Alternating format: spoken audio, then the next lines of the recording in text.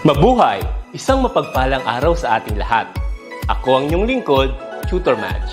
Welcome sa ating ETULay, ang ating libreng online tutorial na hatid ng ating kagawaran ng edukasyon, ICTS EdTech. Ang programang ito ay inaasahang makatutulong at maging karagdagang kaalaman sa mga mag-aaral mula kinder hanggang senior high school, ALS, Alive, at SPED learners. Bukod sa pagsagot ng mga modules, ang ETULay ay may mga special programs din na siguradong aabangan ninyo araw-araw. Katuwang ang ating mga minamahal na mga magulang at guro ay maitutulay natin ang pagkatuto. Kaya, ihanda na ang inyong module, lapis, papel o kwaderno. Ihanda rin ang isip, mata at tenga sa isa na namang makabuluhang aralin. Tayo nang matuto kasama ang inyong volunteer online tutor sa oras na ito.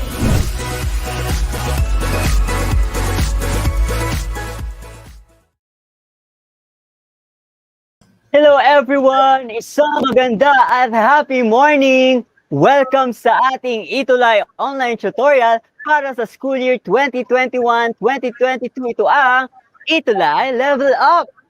So, sobrang masaya ako ngayon dahil makakasama ko muli kayo, mga ETULay tutees, and of course, ang aking partner, si Tutor Ka. Hi, Tutor Ka! Panibagong ETULay Tales na naman, Tutor Ka! Kaya naman nagpapasalamat tayo sa lahat ng nakaisa, nanood at nag-share, nag-comment last week, di ba, Tutor Ka?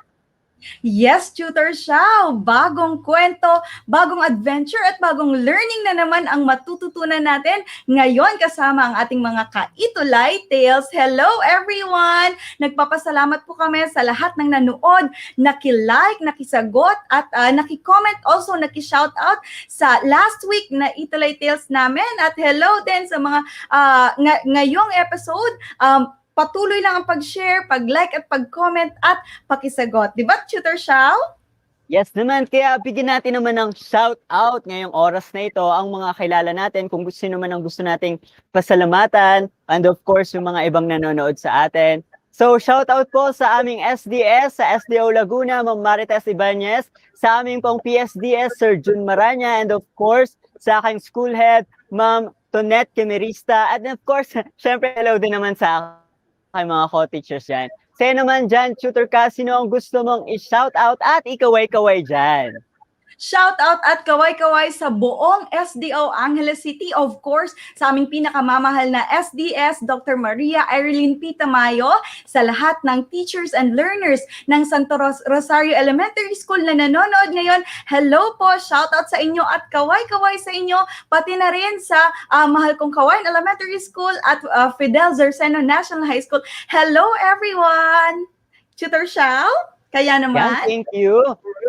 Nagpapasalamat pa rin tayo sa lahat ng nanood last time at sa patuloy na manonood ngayon, syempre naman.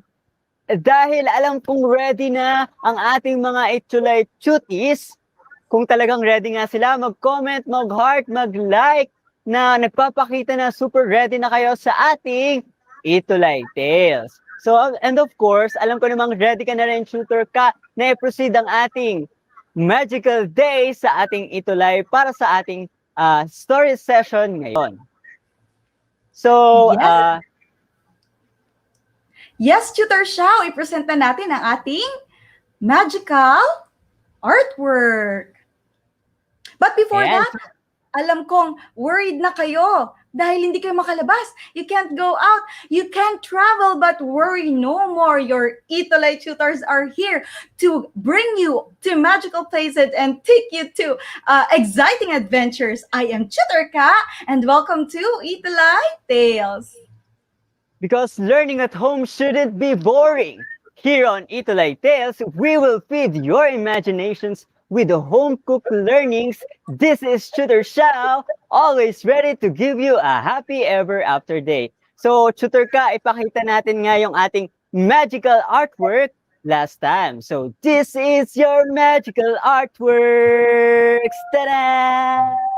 Nagpapasalamat tayo sa mga nag-participate last time. So, ito na yung nagpakita ng kanilang magical artworks. Thank you so much, Heavenly Heart Tanghian, Enaj Erica Galang at Ryan Machu Kubar.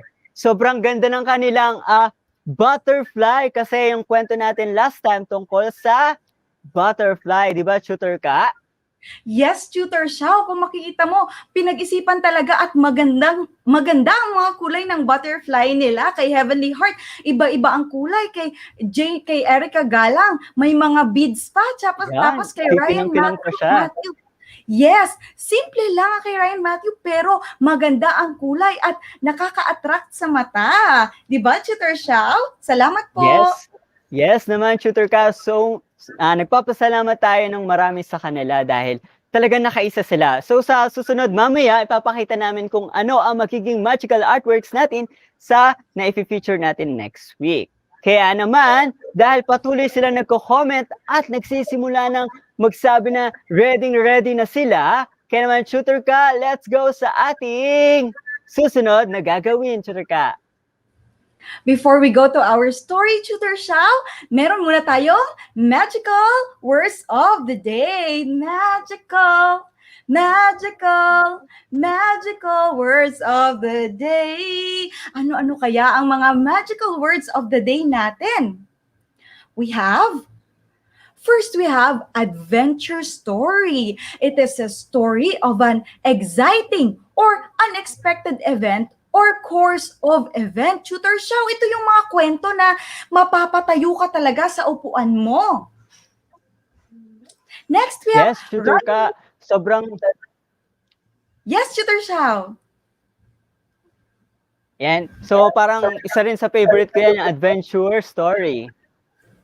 Yes, meron din tayong rhyming story. A story written in rhyming verse o yung mga kwento na sinulat siya sa patulang paraan. At syempre, last natin ay non-fiction story or a story that happens or may happen in real life. Ibig sabihin, makatotohanan silang kwento. Pwede silang mangyari sa totoong buhay at hindi pwedeng pang-imagination lamang. Kaya, Tutor Shao, based sa ating magical words of the day, may idea ka ba kung tungkol saan ang kwento natin ngayon? Bakit kaya parang paulit-ulit na sinasabi yung story? Eh, nagkukwento naman na tayo. So, possible kaya na yung i-feature nating story ay nag-i-story din kaya? Watch out natin ang mga magical words natin. Tingnan natin kung totoo ba o tama ba ang hula ni Tutor Shao. Kaya naman, let's go to our ETULay tale for today. Of course, it is a Twinkle original from twinkle.com. Are you ready? Ready ka na ba, Tutor Shao? Super ready na ako! Siyempre, I know, ready na din. Ready na ba ang mga ETULay cuties natin for today? Mag-comment nga kayo, mag-like, mag-thumbs up kung ready na. Okay, I know ready na sila, Tutor Shao. Kaya naman, here we go. Doris the Loris. Doris the Loris was a storyteller. From true stories to adventure stories and silly stories to love stories, Doris had a story for everyone. Every evening, Cam the cuckoo sang to announce the story time was about to begin. Creatures from all around came to Doris's tree and waited for her words to spark their imaginations. Late one afternoon, Putu the pangolin was on his way to story time. He spotted Gita the gibbon up on the trees. "Why don't you join us for a story, Gita?" Putu asked. "Doris will whip you away on adventures that you never dreamed of." "I told you before, swinging is all the adventure I need," said Gita. "Stories are boring." "I will change your mind one day," said Putu as he trotted off. Doris told an exciting tale of a tiger who had bravely rescued its friend from a rushing river. "Great story," said Putu afterwards. It's a shame that I couldn't persuade Gita to come and listen. She never stops swinging long enough to hear the whole thing, said Doris. If only we could find a way to take a story to her. It's funny you should say that, squawked Harta the Hornbill. I wish that I could take your stories home to settle my babies at night. I can never remember the endings. They headed off on their way, but an idea was forming on Doris's mind. She needed to find a way for her friends to take her stories with them wherever they went. Early next morning, Doris is headed off to put her plan into action. She found a big green leaf on the forest floor. I wonder, thought Doris. Doris tried to make marks on the leaf using mud, but it was too oozy. She tried to sketch marks using a stick, but the leaf kept on tearing. Then Doris noticed some purple berries lying on the ground. A feather floated down from a nest above, and she knew what to do. Doris spent the rest of the day working hard to create her first 3 books. To start with, she wrote an adventure story for Gita. It was about a gibbon setting a world record for swinging from the tallest tree. Next, she wrote a rhyming story about rhinos to join the baby hornbills. And finally, she wrote a nonfiction book about Putu's favorite tree, the rainbow eucalyptus. She delivered the books and hoped that their readers would be as excited as she was. The next day, Doris had a surprise visitor. Putu was right, said Gita. Your stories aren't boring. It's great being able to read them on the go. Do you have any more? Just then, Harta flew past. Thank you for the story, Doris, he shrieked. My babies have never slept so well. Do you have any more? A smile began to creep across Doris's face. No one saw Doris for days, except for the glowworms whose light helped her to work through the night. Then one evening, Cam's call floated across the rainforest again. Story time, called Putu, running towards Doris's tree with a host of other creatures. He was pleased to see that Gita was swinging along with them. But Doris was nowhere to be seen. Instead, there was a sign on the door. The creatures found Doris waiting for them all to arrive. And there, in the tree beside her, were hundreds and hundreds of books. Every story that Doris had ever told was captured on beautiful green leaves, along with some brand new ones. You can come and borrow them whenever you like, said Doris. Then, when you've finished, just bring them back for someone else to read. Then creatures were thrilled, and the new rainforest library was soon buzzing with readers. There was a book for everyone. Doris became the first ever rainforest author and librarian. She had found her dream job, bringing happiness to all of her friends every day through the magic of reading.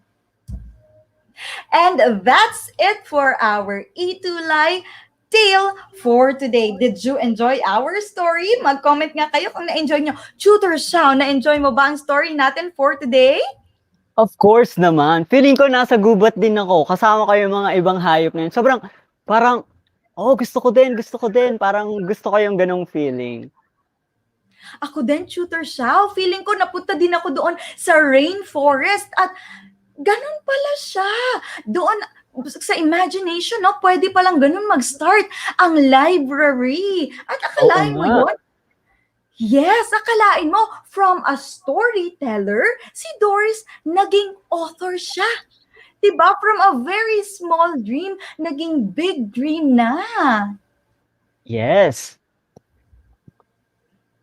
Kaya naman, Tutor Shao, before we go to our magic or tale quest, punta muna tayo sa ating magical elements. Tingnan muna natin kung nakikinig ba at para malaman natin ang magical elements or elements of the story ng kwento natin today. Sa ating magical elements of the story, paki-comment nyo nga who is the main character of our story for today. Pag sinabi nating main character, di ba, Tutor Shao, siya yung bida o siya yung talagang pinag-bida sa ating story for today. Paki-comment nyo nga kung sino ang main character ng story natin today. Ilalagay ko sarili ko. Joke. main Okay. character. Ayan, minabasa na ako, Tutor ka, ng mga sagot. Una-una Yes, ko Tutor. nakita si Martin Angel Dave Nagumpresa. Hello sa'yo, Martin. Sagot niya si Doris po. Yes, very good. Pati si Drawaj Anir, sabi din ni Shai Mazen Gablines, Doris po, very good. Ang main character or ang bida sa ating kwento ngayon ay si Doris the Loris. Ma-explain ko lang kung ano yung Loris, Tutor Shao. Ang Loris ay isang animal na nocturnal. Pag sinabing nocturnal, sa gabi sila nagigising. And nasa family sila ng mga tarsier, kung familiar sa inyo ang tarsier. Ayan. Ano ba ang ating magical elements, Tutor ka? Ang magical elements natin, syempre, ang main character natin ay si Doris.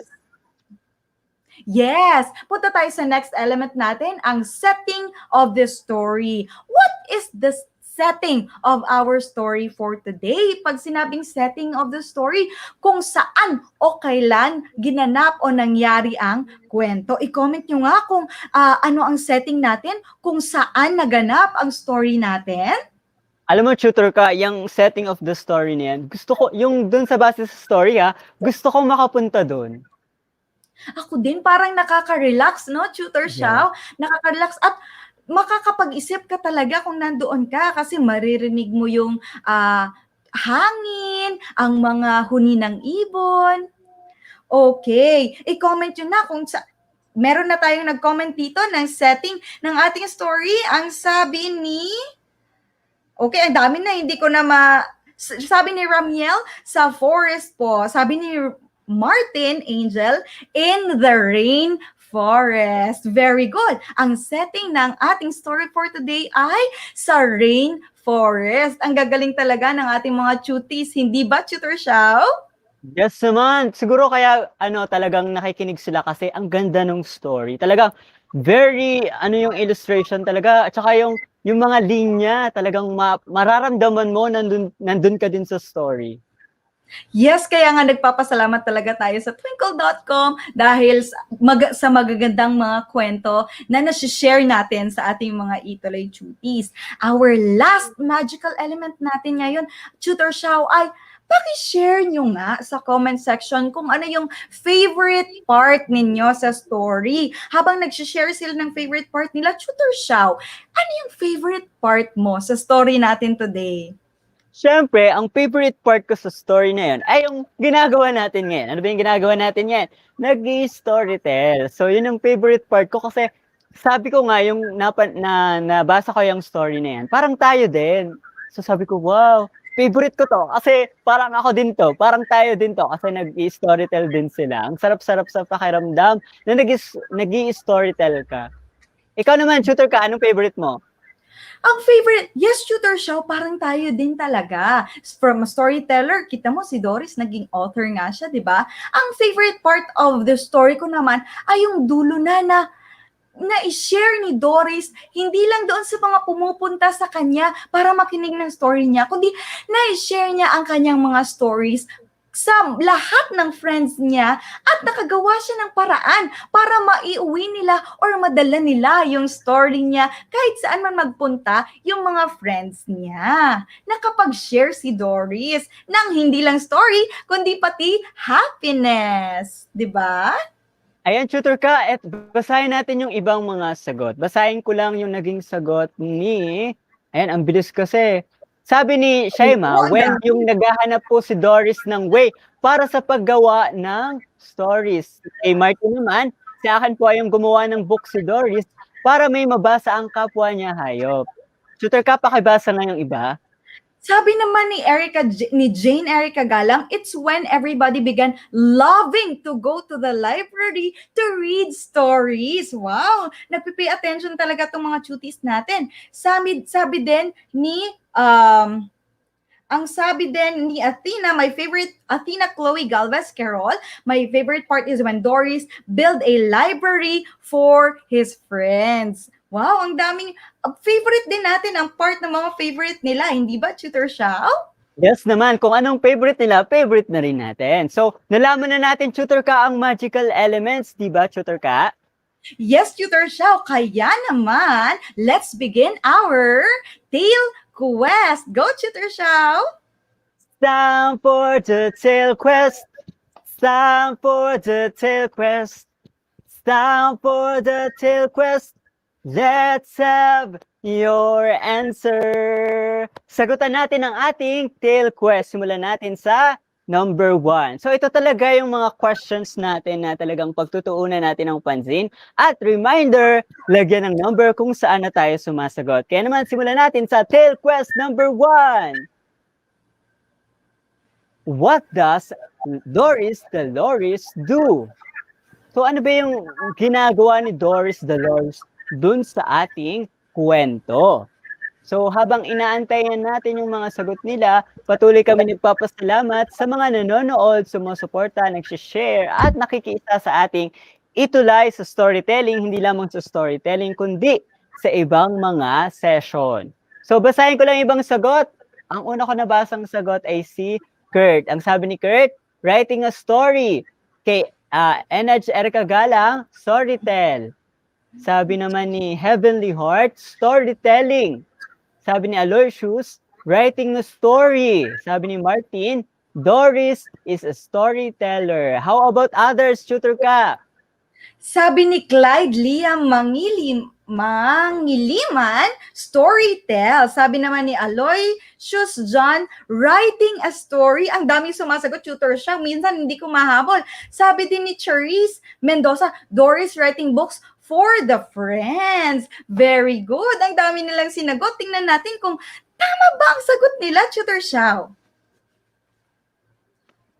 Kaya naman, Ang sagot natin ay Doris Dolores is a storyteller. Very good. Tama. Ang galing ng ating mga ETULay cuties for today. Pero tutor ka, tama rin naman na si Doris ay isang writer. Kasi banda dun sa dulo ng kwento natin, nagsulat siya ng mismong story. Kaya yung storyteller at writing story ay acceptable. Tama. Punta na tayo sa tale quest number 2. Why don't Gita the Gibbon want to join the story time with Doris? Bakit ayaw daw mag-join Hmm. ni Gita sa story time kasama si Doris? Ano kaya yung dahilan ni Gita kung bakit ayaw ko mag-join, ayaw ko mag-join? Yun yung una niyang sinasabi lagi. Yung parang ayoko, ayoko. Lagi niyang sinasabi, parang may dinadahilan siya. Ano kaya yung reason kung bakit ayaw ni Gita na mag-join sa oras ng kwentuhan? Kaya Ayan, nga, meron ako bakit nabasa. kaya? Oo nga, tutor ka. Enjoy naman yung story time. Bakit kaya ayaw ni o sa tingin ni Gita? Ano kaya yung tingin niya? Ayan, may nabasa na ako. Basta, allow me to read. Ang sabi ni Shaima, because she think it is only boring. Sabi ni Erica Gala, because she loves swinging all day and the story for her is boring. How about the other answers naman, tutor ka? Sabi ni Clyde Liam, he thinks it is boring because, at sabi naman ni Phoebe Denise, because she thinks it's boring. Ang sabi naman, pareho lang sila ng sagot. Tutor Shaw, nakikinig talaga sila. Lian Michaela Demira, because she thinks it's boring. Ito kay Martin Angel, because Gita said that she thinks storytelling is boring and she loves swinging in the trees. So, bakit nga ba, Tutor Shaw? Alamin na natin. Gita the Gibbon doesn't want to join the story time with Doris because he thinks the stories are boring. Naboboringan daw siya. Hindi man niya gustong makinig kasi boring daw, Tutor Shaw. Pero ako, in my opinion, kung talagang nag-storyteller yung si Doris, tapos na-imagine ko din yung nagaganap sa story, hindi ako mabobore kasi sobrang ganda at may matututuan talaga dun sa story. Kaya naman punta na tayo sa story tell quest number 3. Why did Doris decide to create books for her friends? Siyempre, nag-i-storytell siya nung umpisa. Bakit naman kaya naisipan ni Doris na mag-create naman ngayon ng mga libro para sa kanyang kaibigan? Ano yung dahilan niya kung bakit gusto na naman niyang magsulat ng story? Bakit kaya? Bakit kaya pwede naman siyang magkwento na lang? Madami namang nakikinig sa kanya, di ba, Tutor Shaw? Bakit kailangan pa niyang gumawa ng books para sa mga friends niya? Ayan, Tutor Shaw, meron na tayong mga sagot. Basahin, wow! Ang sabi ni NH Erica Gala, to find a way to take the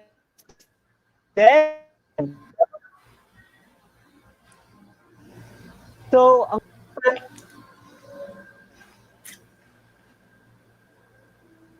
Yes, sabi... Yes, Tutor Shaw? ano pa kaya Yan, ang mga answer ng iba? yes, basahin ko din yung iba, Tutor Shaw. Sabi ni Clyde Liam Mangiliman, to find a way to read with friends. At sabi ni Shaima Zen Gablines, so that they can enjoy reading. Ito pa, sabi ni Aloysius John Solon, so she can find a way to take the stories with them. Yun, ang gagaling naman ng mga sagot. Tingnan natin, Tutor Shaw, bakit nga ba nag-decide si Doris na gumawa pa ng books para sa friends niya? Doris created books so her friends could take her stories with them wherever they went. Very good naman ating mga duties for today, Tutor Shaw. Let's go na sa ating tale quest number 4.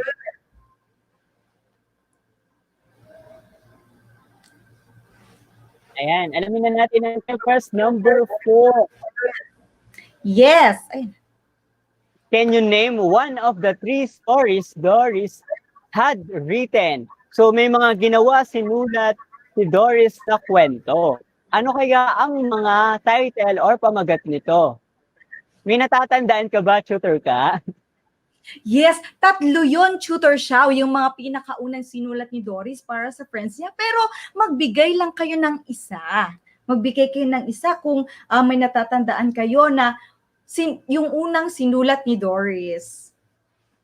Ito And yung let's mga wait kwento lang. na... Mag-wait Yan, lang Tutor tayo kahit isang sagot para makapag-proceed na tayo sa susunod. Ayan, meron na, may nabasa akong isa. Sabi ni Clyde, meron daw adventure story. Yes. Adventure story at sabi din ni Lian Micaela, adventure story. Meron din sabi ni Jane Erica Galang, rainbow eucalyptus. Matatalas talaga ang memory ng ating mga ETULay cuties, hindi ba, Tutor Shao? So, i-reveal na natin yung answer natin, Tutor Ka. Yan, ang tatlong stories na sinulat ni Doris ay An Adventure Story for Gita, Rhyming Stories about Rhinos, at Non-Fiction Book about Puto's Favorite Tree. So, tama, no? Nakatama ang ating mga ETULay cuties for today. Very good. Punta na tayo sa tale quest number 5, Tutor Ka.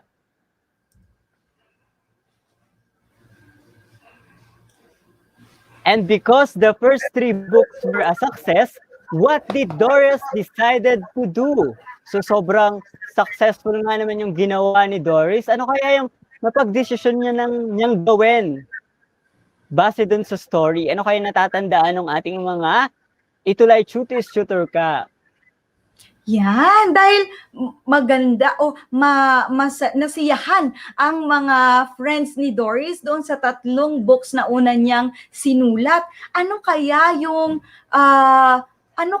yung napagdesisyon ng gawin ni Doris para sa mga iba pa niyang friends? Ayan, may mga sagot na tayo, Tutor Shao.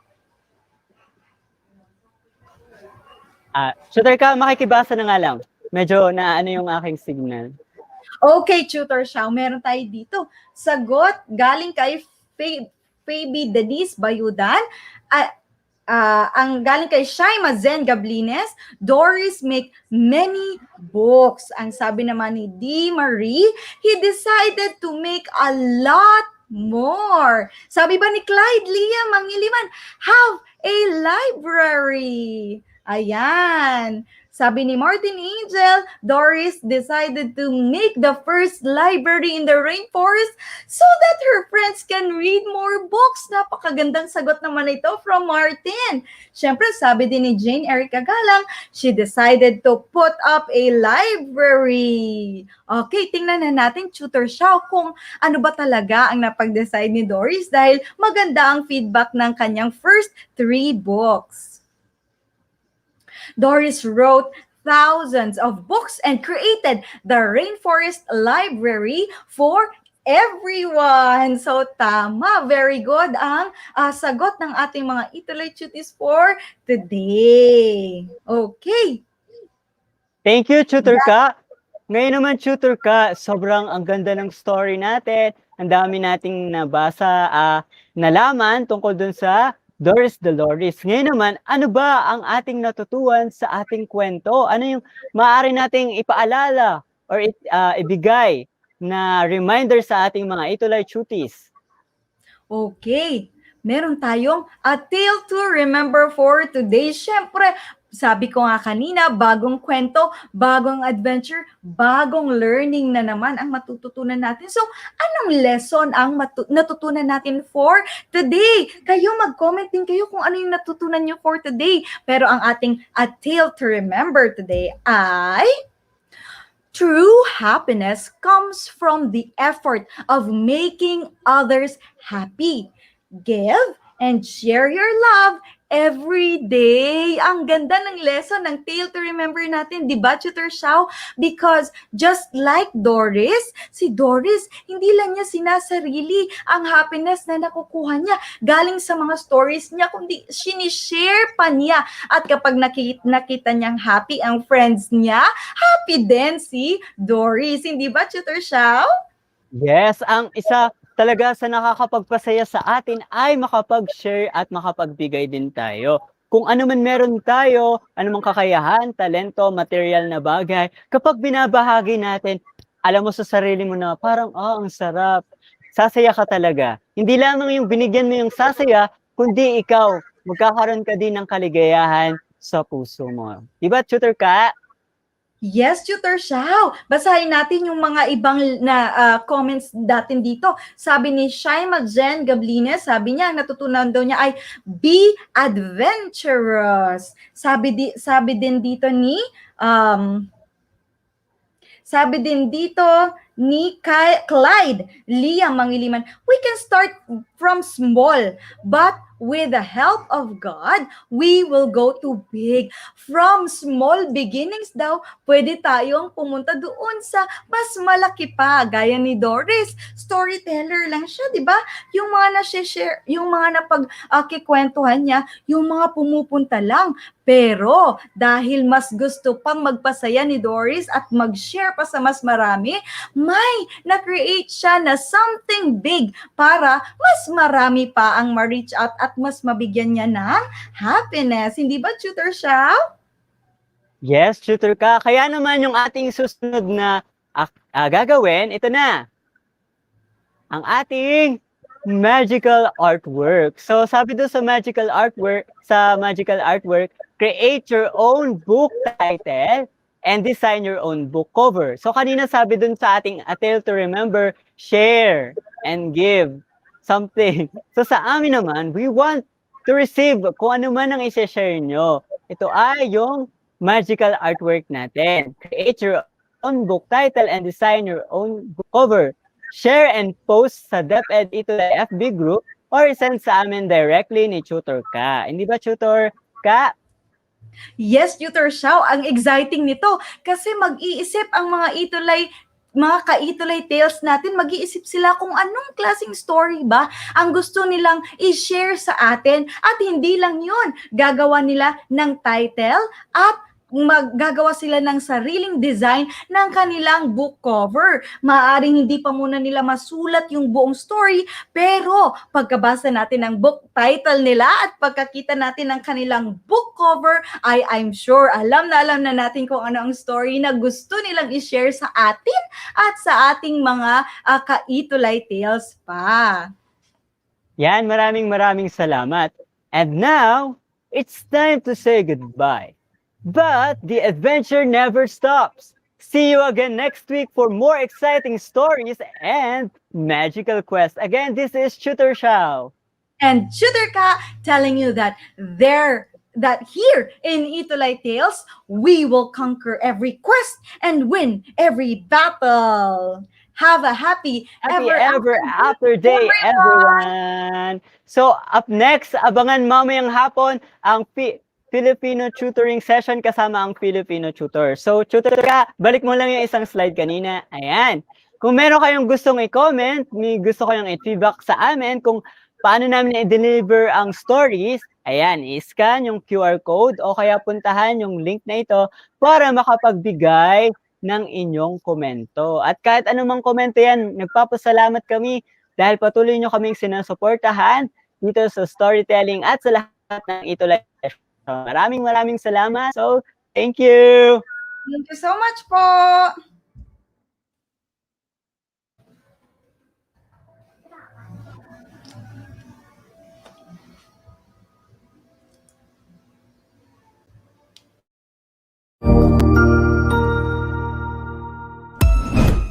Ang husay naman! Natapos mo ang iyong tutorial session kasama ang iyong mahusay na ETULay tutor. May bago ka bang natutuhan? I-share na yan gamit ang hashtag ETULay Level Up. Huwag aalis ha, dahil may susunod pang programa na pwede mo ring panoorin at salihan. Dahil naghihintay na ang iyong mga tutors. Happy learning dito sa ETULay!